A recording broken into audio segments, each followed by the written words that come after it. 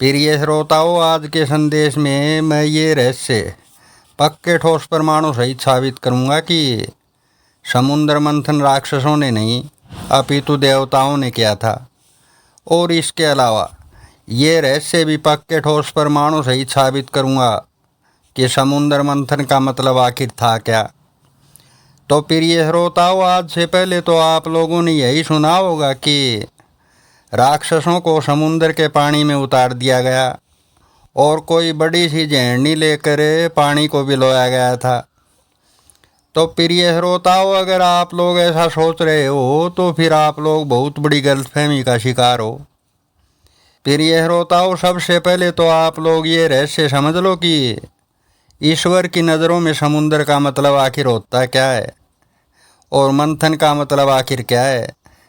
यानी कि इन दोनों शब्दों का रहस्य समझ गए तो फिर सारी बातें क्लियर हो जाएंगी। तो प्रिय श्रोताओं, आध्यात्मिक जीवन की पढ़ाई के हिसाब से ईश्वर की नज़रों में समुद्र का मतलब होता है तीनों लोक।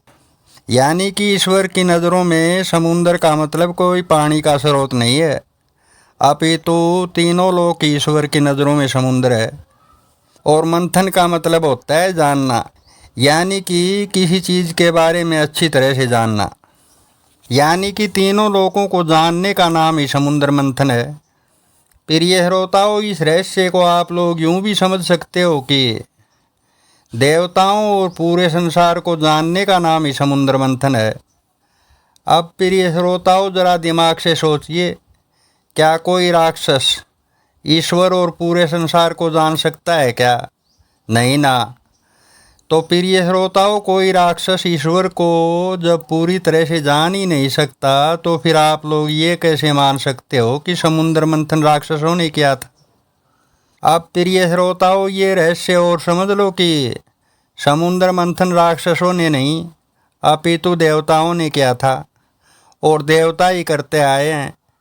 तो प्रिय श्रोताओं, इस रहस्य को अच्छे से समझने के लिए अब जो बातें मैं आप लोगों को बताऊंगा उन बातों को अच्छे से समझना होगा।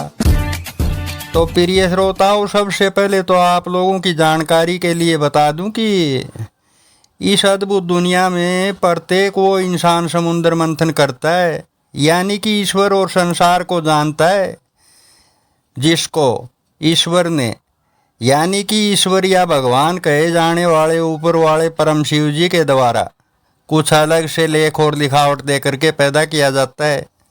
प्रिय श्रोताओं, इस रहस्य को आप लोग यूं भी समझ सकते हो कि जिन इंसानों को ईश्वर द्वारा अलग से लेख और लिखावट दे करके पैदा किया जाता है, ऐसे ही इंसान तीनों लोकों का रहस्य जानते हैं, यानी कि समुद्र मंथन करते हैं। और ऐसे लोग कौन? जो ईश्वर के द्वारा कुछ अलग से लेख और लिखावट दे करके पैदा किए जाते हैं। तो प्रिय श्रोताओं, ऐसे लोगों में आते हैं इस सृष्टि के सारे साधु संत सन्यासी योगी बाबा महाराज और साध्वी बाबा महाराज। अब प्रिय श्रोताओं, आप लोग सोच रहे होंगे कि जब समुद्र मंथन ऋषि मुनि और साधु संत सन्यासी योगी बाबा महाराज और साध्वी बाबा महाराज लोग ही करते आए हैं तो ग्रंथों में ये क्यों लिख दिया गया कि समुद्र मंथन राक्षसों ने किया था। तो प्रिय श्रोताओं, इस रहस्य का सीधा सा जवाब तो यही है कि सारे ग्रंथ और सारे गीता ऊपर वाले परम शिव जी के दबाव में लिखी गई हैं। प्रिय श्रोताओं, ग्रंथों का अगर असली सच जानना चाहते हो तो फिर आप लोग मेरे चैनल की यात्रा ज़रूर करिए और कुछ वीडियोज़ पूरा सुन करके देखिए।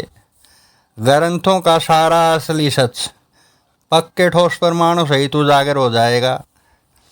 प्रिय श्रोताओं, अगर मेरे द्वारा बताए गए असली ज्ञान पर अगर अब भी किसी को यकीन नहीं है तो फिर मेरे द्वारा गीता उपदेश पर बनाया गया एक वीडियो ही पूरा सुन करके दिखा दो, पता चल जाएगा कि असली सच्चाई तो ईश्वर सुनने ही नहीं देता।